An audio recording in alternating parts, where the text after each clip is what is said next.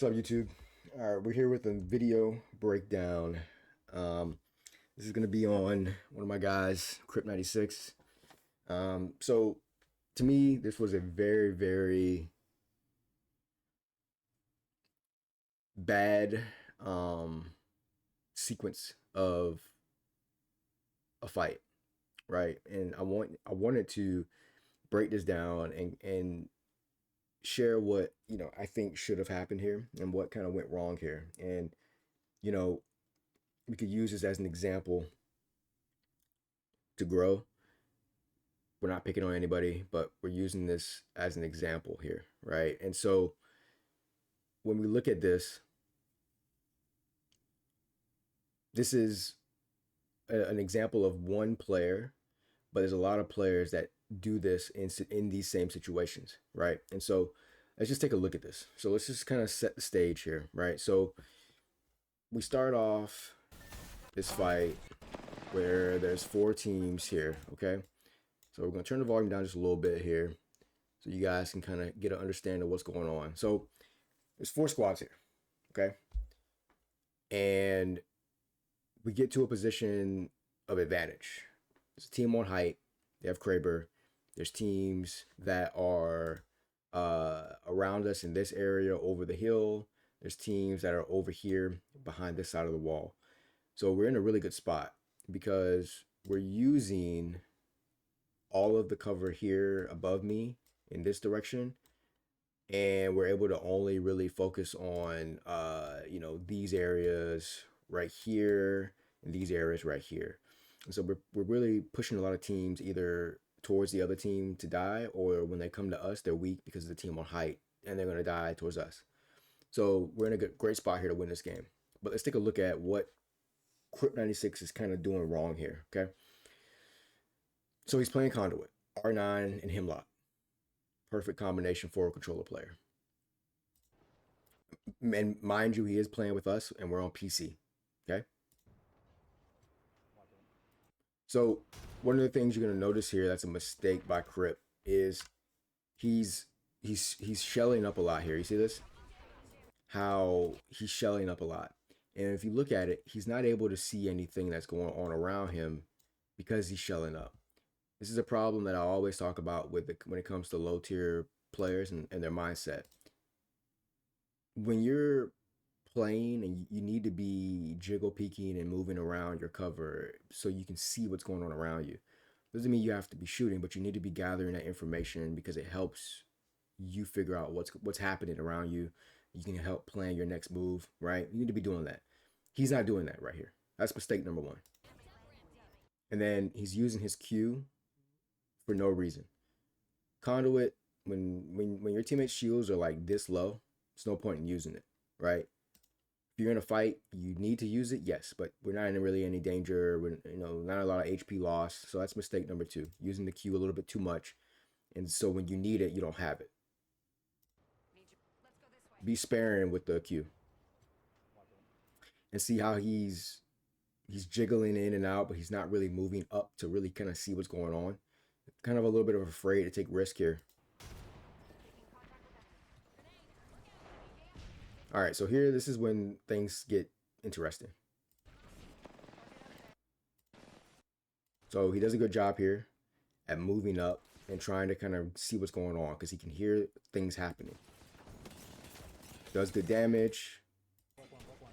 He says he breaks one. We get the knock on one guy. We get ported on here. I finish him, get him out the way. All right, so now we got one team left. All right, so this is where this starts to get super dicey, okay?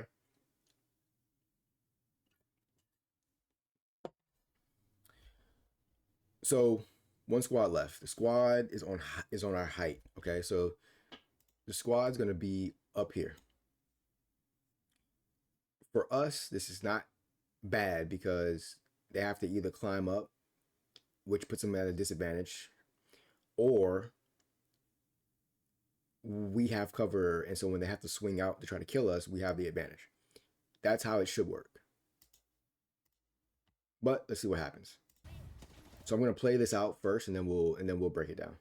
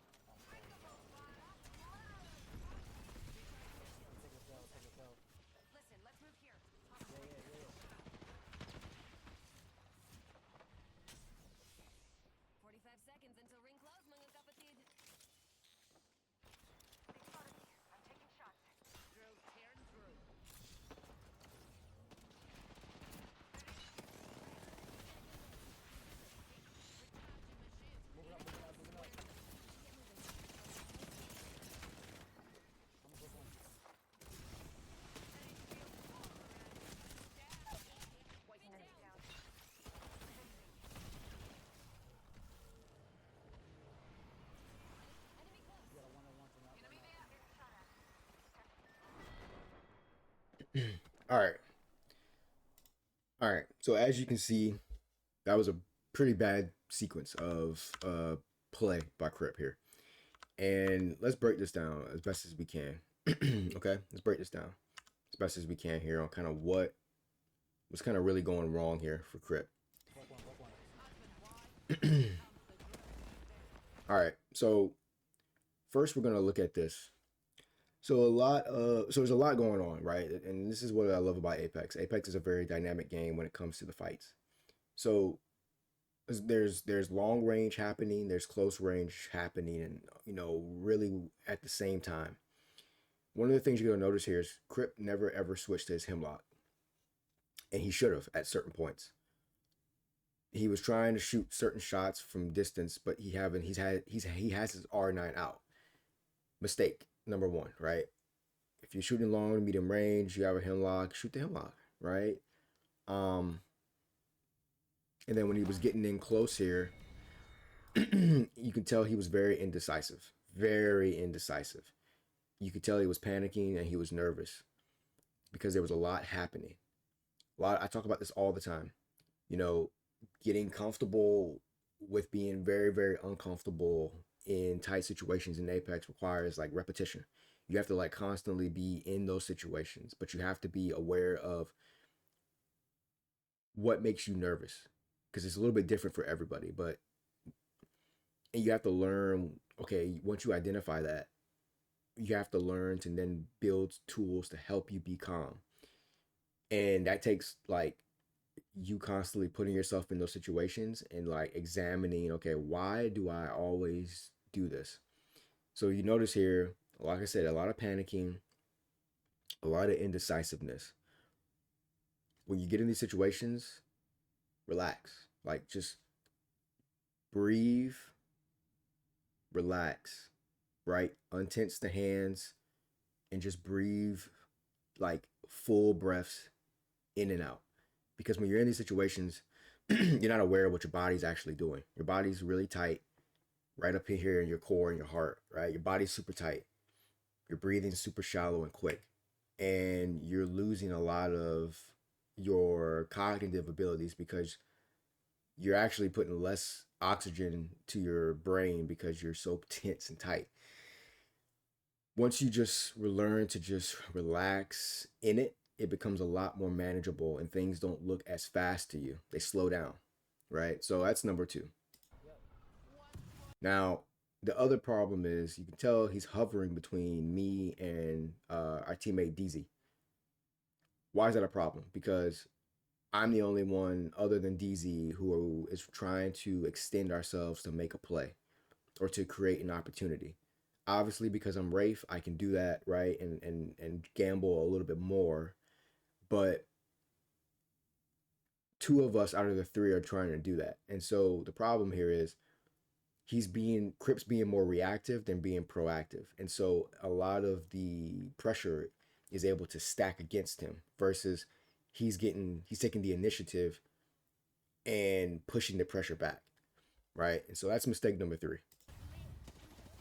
And he's taking a lot more damage here than he should be, and he's spamming that Q, right? And like I said, he's keeping his R9 in his hand because he's afraid of getting pushed. But this entire time here, if you notice, this ramp has been free. He could be on this ramp trying to get angles and get a sight on where guys are and trying to do damage. But instead, he's just staying, like I said, behind this giant wall and not really trying to move, to see what's really going on.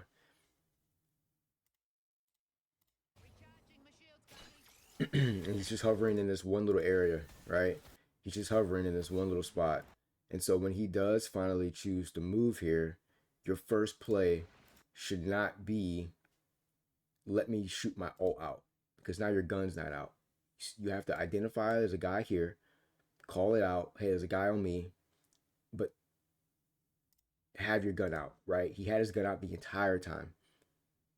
The one time he needed to have it out, he doesn't. So we're noticing decision making errors when we're panicked and when we're scared. Totally normal, right? These things happen. but you have to identify that these are things that you do. This is why film study is important. So he panics here and he jumps. Another no-no on controller. Most good controller players are not doing this a lot, where they're jumping and spamming their A button, because it messes up your ability to shoot. You want to take full advantage of aim assist on controller, so you want to do less movement, more aim, more shooting. So here he makes the mistake of jumping, shooting his ult, while this guy has his gun out and he doesn't. And then he says on me, but panics here. Luckily, he has our teammate here that's able to take the space and take and switch with him to be able to try to cover him. But kudos to this guy in the back right here who understands that the conduit has no gun out and chooses to still shoot at him versus the Maggie that's in front of him, right? And you notice how much HP Crip has lost here, like a lot. So now this puts him back out of the fight and forces a 2v3 because he's not out of the fight and he has to heal. So he's still jumping around and he takes more damage without even really being able to heal fully. And you just saw a guy swing out this way and he's getting shot from a guy this way. So because he's been hovering between spaces and not really being definitive and confident, and he's like panicking in one little area, he's getting pinched by two guys. Like he's been getting pinched this entire time. This entire sequence of 4 squads, he's been getting pinched, and it doesn't allow him to like be able to rest and heal. And so, like I said, you see how DZ and I are spaced out trying to cover what's going on here, but it's only so much you can do. Like I said, when literally it's like a 2v3, right? We all have to be proactive in making plays. And so he still hasn't healed when he has a little bit of a moment to heal here, which that would have been great. And if you notice here, right, after he takes the damage, DZ is able to cover for him, and I'm able to cover for him on the backside, right? You notice right here that this is his moment to heal. But there's a guy here, and let me see, there's another guy that's in front of him as well. So there's 2 guys. So there's a guy here, and there's a guy behind this wall right here. This is Crip's opportunity to heal here. He has the perfect like equipment to heal. Pop 1 cell, heal. Pop 1 syringe, this is your time to heal. And then after you do that, if I'm Crip, then I'm taking this space, or I realize there's 2 guys here, and I realize that, okay, KisProdigy was fighting somebody, so that means there's 2 guys in front of me, and it has to be 1 guy behind me. So maybe I go this way and fight this. Or, there's so many other things you can do here. Or you can go up here and take height and play this ledge. And now you can have a sight to look down here, right? And that gives us the opportunity to move forward and take the space. So there's multiple things that could be done here, but because he's panicking and making the wrong reads, this is the problem right here. And so he shoots his R9 out here in the open and misses everything. His ult being here in this area is what forces this team to go out here anyway. And so actually, see, him shooting his ult out wasn't good, but it worked out. It could be, it's like an audible in football, And so it wasn't good, but we can make it good now because we're noticing these guys aren't actually playing the right way. And so we forced these guys out really into the open and pushed them away from their other teammate. And so we actually got like separation here, which is great. But what the problem is, like I said, there's no healing going on, and we're shooting R9 from a distance versus having our hemlock out and shooting it. So we miss these shots, turn back around, and give up LOS to slide all the way back down low. Right? Why? Right? Why? See what I mean? Why? And see, now he wants to heal, but look at where we all are now. Right? We're all here. We're all down low here. And while this team has height over us. And him turning around and giving up that space allows these teams to move forward.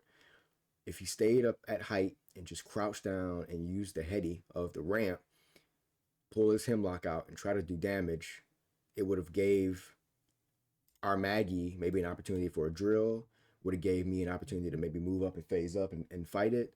And so there's a lot of missed opportunities here because there's a lot of panicking going on.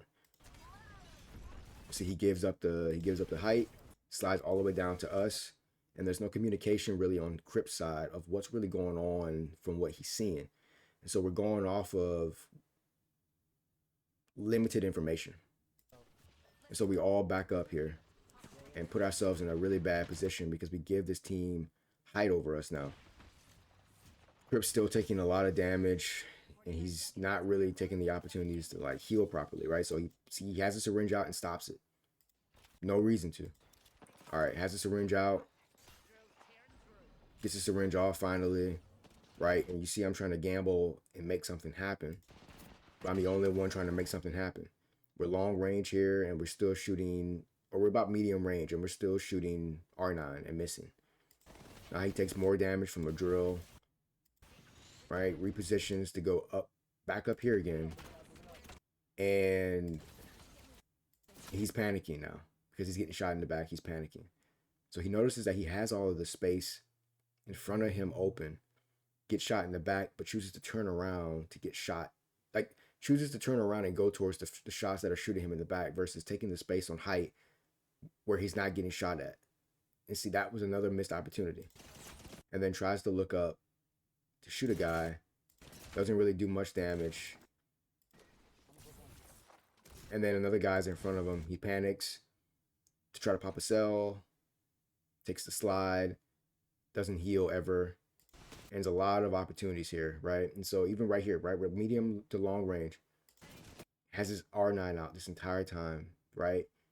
Hemlock is still not out. Misses every shot. Like, I get the knock on the guy. DZ goes down. He goes down because, you know, he's literally sliding down. And look at his positioning, right? He's in the open. And I always talk about this. Always try to have cover between you and who you're fighting. This is his cover, right? If I'm Crip, I'm going to go over here and I'm going to play this cover here. And I'm going to peek out and I'm going to look here, right? But he's not doing that, right? And so we've got 20 seconds left. Let's say he's able to get a knock on one of these guys. Now he can maybe move up here or reposition and go up here because he can climb this and then get right up here. And so now he can look down here. See what I mean? But a lot of missed opportunities here because, like I said, we're panicking and we're getting tunnel vision here. So we're missing a lot of shots here, getting tunnel vision. It's too late to move into cover here, buddy. He goes down and we miss this, right? And see, I notice one guy slides off, one guy's up top. I phase and I take the opportunity to take height here. While this guy goes to try to maybe look for me, but I have a 1v1 long enough here, but I just can't get the 1v1 done here. So one of a really bad sequence here. Really bad sequence here by Crip, but there's always something you can take from fights if you look at it the way that it's supposed to be looked at after you lose them. Film study is important, and I talk about that all the time. You know, if you guys are, you know, in that gold platinum level and you are making these type of mistakes, or you have friends that are, these are the reasons why. And so look at this and try to be better. I always try to preach that to you guys. So Crip, if you watch this, get better, learn from what I'm telling you here, and try to do the opposite. That's how you get better. All right, I'm gone. Peace.